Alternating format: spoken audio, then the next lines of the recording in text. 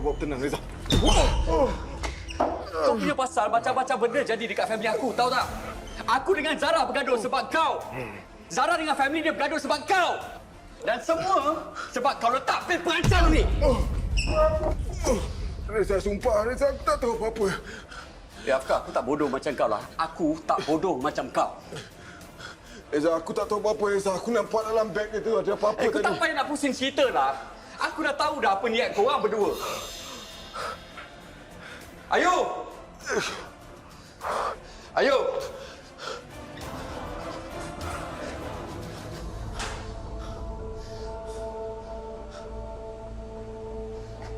Ayo!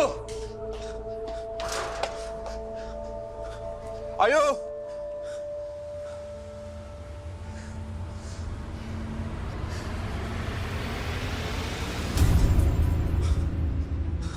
Afkar!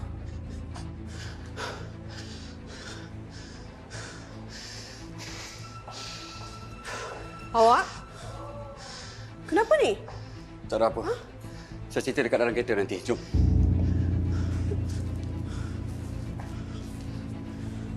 Awak?